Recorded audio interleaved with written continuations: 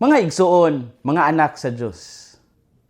Kabalo ba mo nga nay usa ka lugar sa Pilipinas nga nakapangayo og permiso sa Santo Papa nga makakaon sila og karne panahon sa Biyernes Santo?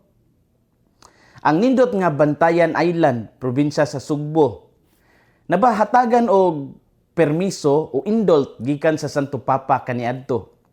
Gitugutan ang mga lokal nga mukaon og karne sa panahon sa Kwaresma og Semana Santa. Pasabot nga gi-exempt sila sa usual nga puasa nga gi-observe para sa mga Katoliko. Gihatag ni Pope Leo XII ang permiso niadtong July 27, 1824 tungod sa geographic isolation o dietary reality sa isla.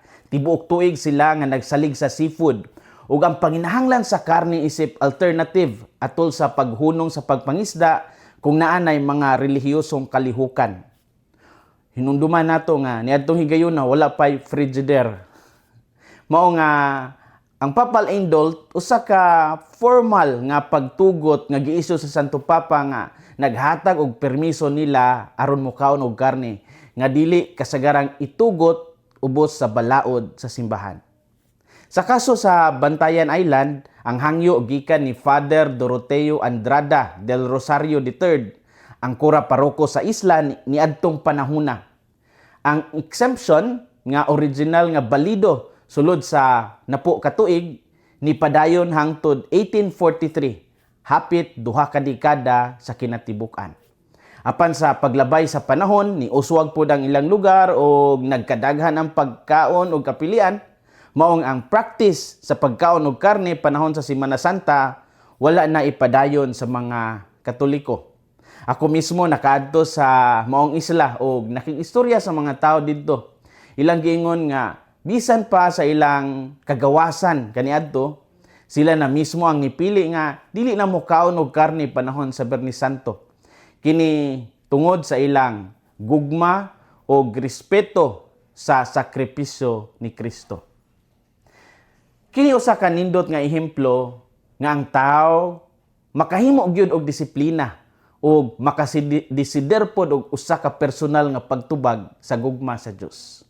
Ug kini nga sugilanon nagdala nato sa mas lawom nga pagsabot sa Biyernes Santo. Karong adlaw atong sination ang sentro sa atong pagtuo, ang pag-antos ug kamatayon ni Hesus sa krus.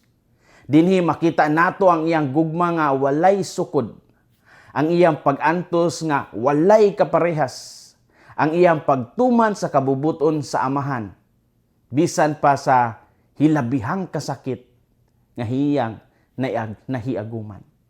Unsay makutlo nato karong adlaw? Unang punto, ang krus mao ang pinakadakong pagpadayag sa gugma sa Dios.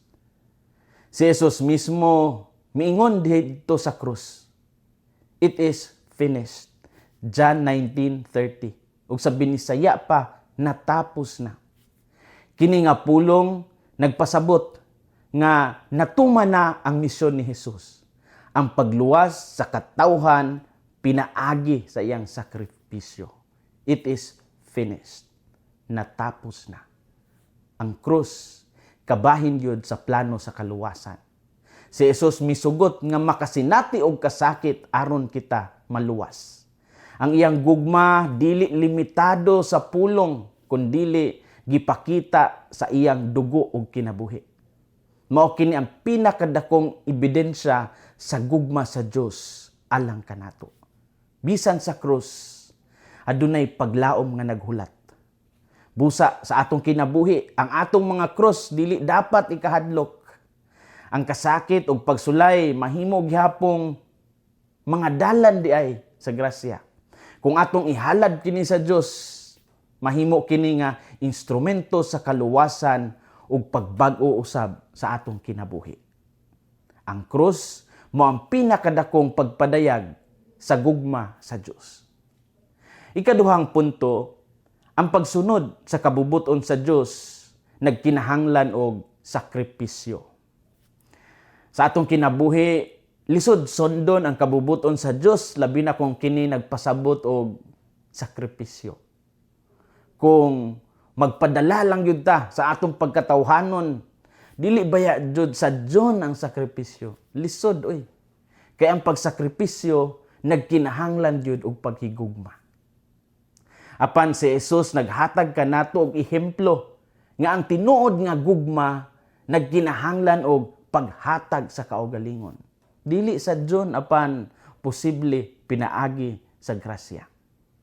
Busa ang atong adlaw-adlaw nga sakripisyo kanang paghatag nato o pagdesisyon nato nga kita mopasaylo kanang atong mga inadlaw-adlaw nga pagpaningkamot, pag-alagad, mga pamaagi kana sa pagsunod kang Kristo. Ang Biyernes Santo usa ka pahinumdom nga ang gugma dili lang yun usa ka matang sa pagbati o emotion kundili aksyon gayud. Buhat yun nga usahay sakit apan makaluwas. Ang pagsunod sa kabubuton sa Ginoo nagkinahanglan og sakripisyo. Story time. Good news. Nana ang sumpay sa The Passion of the Christ nga gitawag of The Resurrection of the Christ. Ipagawas na jud ni sa March 2027. Mahinuduman nga sa unang pelikula si Jim Caviezel mo inidala sa papel ni Jesus. Apan sa bag-o nga pelikula, lahi na, mao si Jaakko Utunen nga taga Finland. Daghan ang nangutana nganong giusab ang aktor. Ug usa sa mga rason mao ang gitawag nga artistic direction ug ang panginahanglan sa lain nga paghulagway sa pagkabanhaw. Ang tema sa bag-ong pelikula, dili na ang pag-antos, kundili ang kadaugan sa kinabuhi batok sa kamatayon. Ang unang pelikula, inyong mahinumduman, makapahilak o nakapakurat sa daghang tao tungod sa daw tinuod nga mga paghulagway sa krus. Murag yun og tinuod nga nalangkat ang unod ni Jesus samtang siya gidagmalan didto sa mga sundalo. Daghan ang nakasinati og espirituhanong pagbago o spiritual renewal human niadto. Ang bagong pelikula nga The Resurrection of the Christ gilauman nga magpadayon sa pagdasig sa pagtuo sa mga tao. Kini usa ka pahinumdom nga ang istorya ni Kristo wala matapos sa krus. Ang Biyernes Santo mudala ngadto sa Domingo sa pagkabanhaw. Ug ang kasakit adunay katapusan sa kalipay ug kadaugan. Mga igsoon, mga anak sa Dios, karong Biyernes Santo gihagit kita nga motan-aw sa krus ug makita ang gugma sa Dios alang kanato. Ayaw tan-awa ang krus isip simbolo sa kapildihan, kundili simbolo sa kadaugan sa gugma. Ug sa matag adlaw hinumdumi nga gihigugma ka sa Dios bisan pa sa imong mga kahuyang. Ang Biyernes Santo adunay kahayag nga naghulat sa unahan. Busa padayon kita sa pagtuo, paglaom ug paghigugma hangtod sa katapusan. Hinaot nga ang kasing-kasing ni Kristo maghari sa atong mga kasing-kasing. Kini si Father Felmar Castrodes, Fiel SVD, ang inyong magsisibya sa maayong balita. Gikan dinhi sa Radio Veritas Asia, hinumdumi ang kinabuhing Kristiyano, kinabuhi sa pagserbisyo.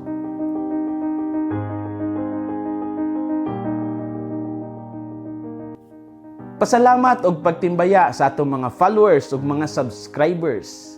Si Arlene Chan sa Balinguan Parish sa Camiguin, si Cherry Nasole gikan sa Samal Island, si Troy Valeroso watching from Gusa sa Cagayan de Oro City, si Magdalena Minjola listening from Colon, City of Naga diha sa Cebu, si Robert Pilinio watching from Purok 3, Tugpan, Sinobong, Veruela, Agusan del Sur, si Via Gabule diha sa Lagindingan, Misamis Oriental, si Jeffrey Lumanog watching from Valencia, Negros Oriental, si Lucia Valiente gikan sa GKK sa Our Lady of the Rule, Zone 10, Barangay Fatima sa General Santos City, si Carmelito Limbo gikan sa Diocese of Imos, usab si Leonardo Pantilag gikan sa San Miguel, Zamboanga del Sur,